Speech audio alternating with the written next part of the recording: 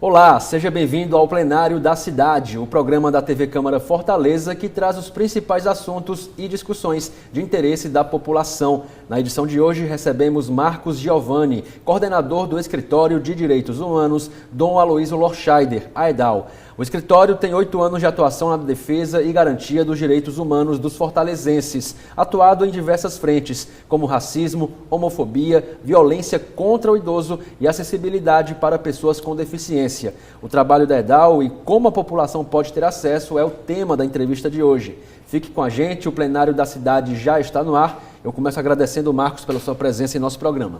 Muito obrigado, e nós do EDAL a gente agradece pela oportunidade. São quase 2 anos que você está na coordenação do escritório. Sim. Como tem sido essa sua experiência diante desse trabalho? Bom, trabalhar com direitos humanos é sempre muito desafiador, Primeiro porque é um tema que a teoria chama de contra-hegemônica, um tema que a maioria das pessoas, acho que por desconhecimento, não veem muito com bons olhos, Quando eu falo que sou advogado de direitos humanos, eu noto uma certa contrariedade de algumas pessoas, Nós temos o desafio de lidar com violação de direitos humanos numa cidade do tamanho de Fortaleza e com a complexidade que a cidade tem, Porque é uma cidade com muita desigualdades históricas, e é uma cidade que historicamente foi constituída a partir de violação de direitos humanos, principalmente das populações vulneráveis. E, Marcos, assim, vocês atendem toda a população fortalezense. Como é que é esse trabalho de atender as pessoas que buscam a EDAL através desse acompanhamento jurídico? Bom, primeiro, o EDAL ele atua em causas coletivas, ou causas individuais com repercussões coletivas. O principal mote do Escritório de Direitos Humanos e Assessoria Jurídica Popular Dom Aloysio Lorscheider é a questão da regularização fundiária, ou seja, o direito à cidade, A gente atua basicamente com comunidades em situação de precariedade, ou precariedade documental, ou precariedade material, E a partir disso a gente desenvolve um trabalho em conjunto com outras instituições, como por exemplo o Ministério Público, a Defensoria Pública, o Ministério Público Federal, a Defensoria Pública da União, enfim, todas essas instituições elas atuam conjuntamente com o EDAL na animação da rede municipal de direitos humanos. A EDAL, então, presta assessoria jurídica, seria esse o termo mais adequado? Porque assim, no direito existem a teoria jurídica ela diz que existem 2 categorias, A assessoria jurídica e a assistência judiciária. A assistência judiciária ela tem relação com aquele advogado tradicional que a gente está acostumado, que tem no imaginário das pessoas, Aquele advogado que peticiona, que vai ao fórum, enfim. Já a assessoria jurídica popular, não, é uma outra abordagem jurídica. O que a gente faz? A gente trabalha basicamente com o acolhimento de pessoas, de pessoas que têm os direitos humanos violados, a gente acolhe e a gente atua de forma coletiva, Como é que é isso? A gente recebe a pessoa ou a comunidade e faz o encaminhamento aos órgãos que a gente julgar necessário, E também procede ao acompanhamento. Você falou que a questão da regularização fundiária é uma demanda constante na EDAL, mas também há outras demandas que vocês recebem no escritório? Sim. A gente recebe muitos casos de racismo, muitos casos de LGBTQIAP+fobia, muitos casos de intolerância religiosa, de acessibilidade, de pleiteamento do direito à educação, Isso a nível de atuação, mas a nível de orientação jurídica vem todo tipo de caso, que vai desde o divórcio, passando pela esfera criminal, do direito penal, a questão do direito previdenciário também, a gente nos chega muito, a nível de orientação. Mas de atuação mesmo, a gente atua nessas frentes. Houve algum caso mais emblemático onde vocês atuaram e tiveram um resultado positivo para as pessoas que procuraram o escritório? Sim.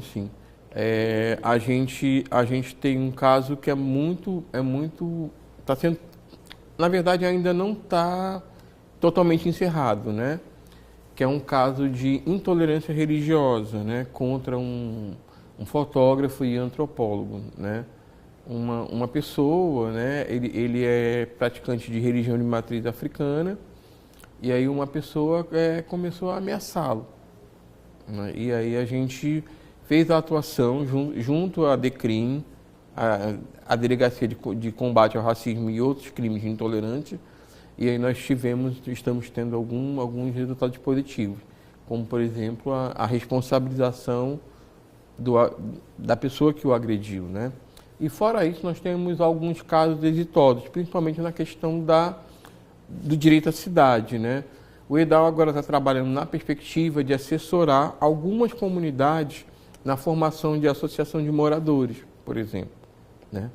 Porque a gente acha que as comunidades, quando elas se organizam, a luta por direitos, né? Pelo direito à cidade, pelo direito à moradia, pelo direito à dignidade, ela fica muito mais robusto, né? É muito mais fácil você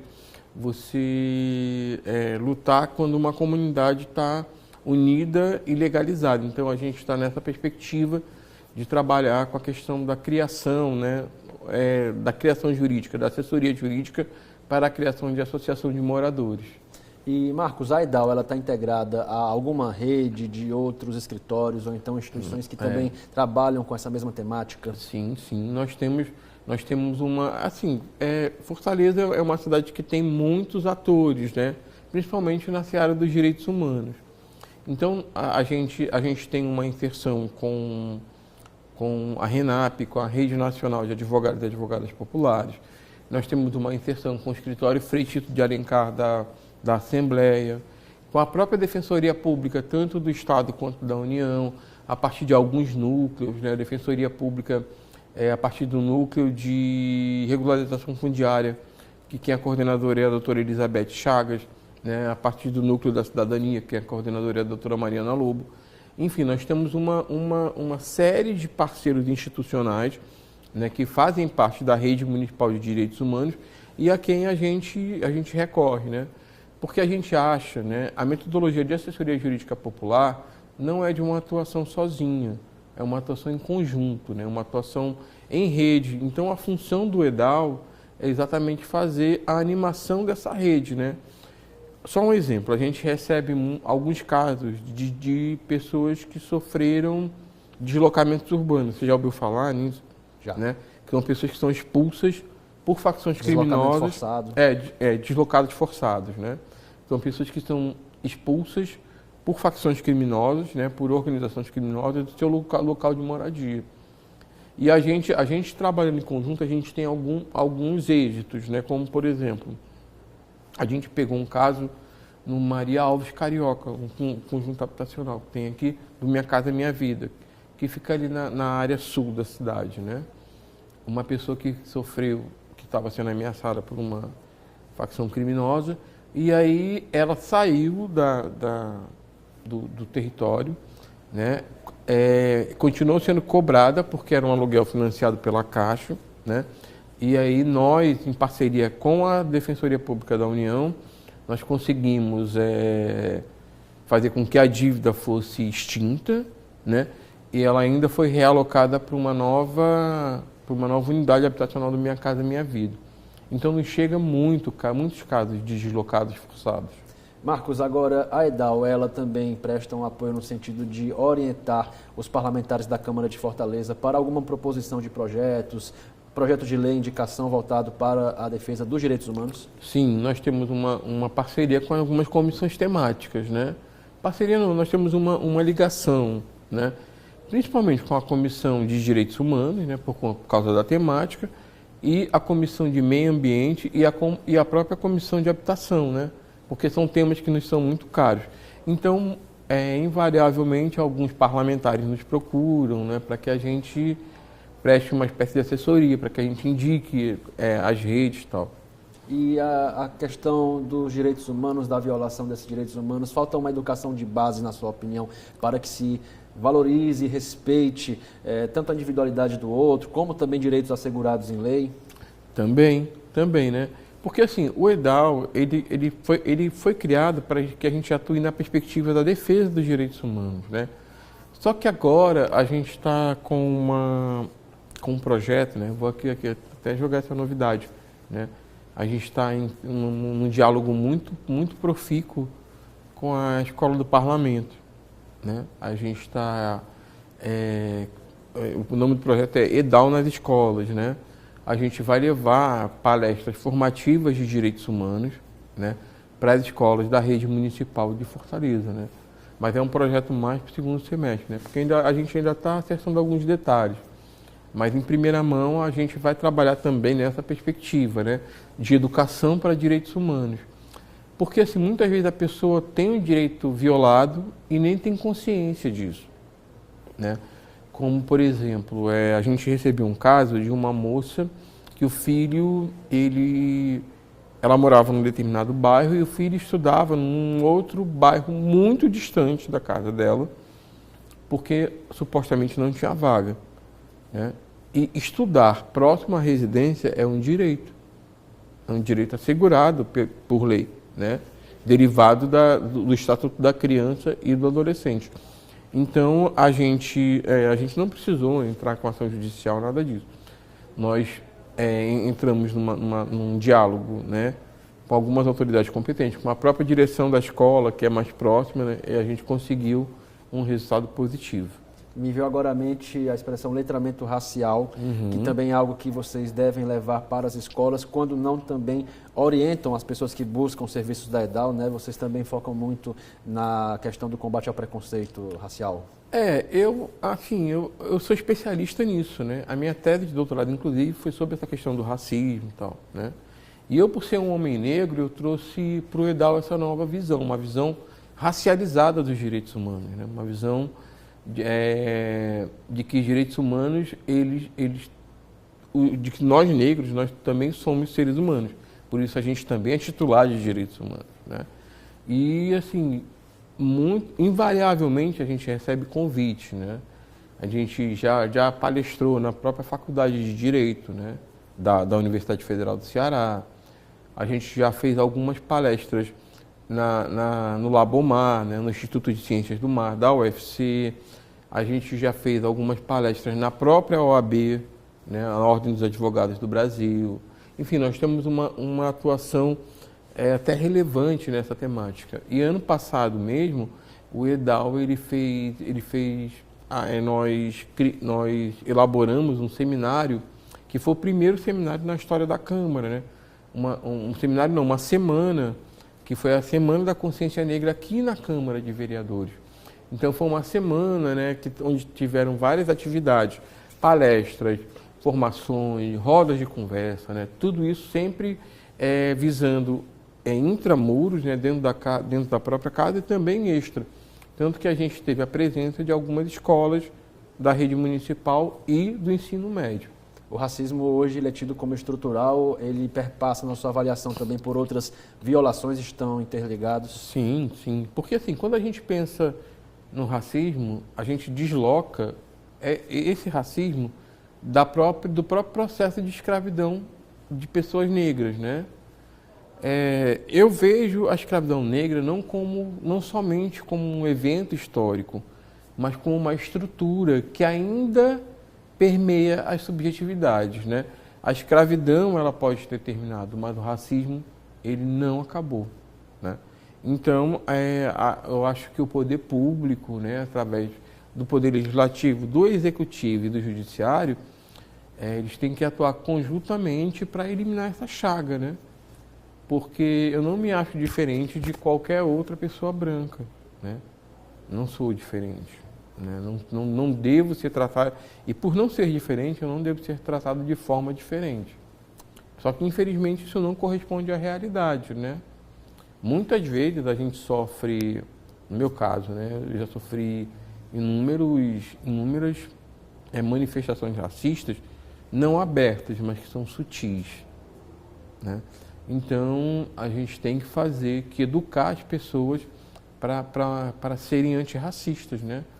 Para uma vida não racista e antirracista também.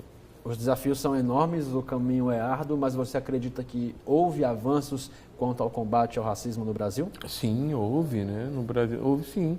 A própria criação do Estatuto da Igualdade Racial, né? Agora a gente está no nível no nível da criação do Estatuto Municipal da Igualdade Racial. E só o fato da sociedade pautar a questão do racismo já é um grande avanço. Porque o Brasil, a psicanálise ela tem um termo chamado recalque, né?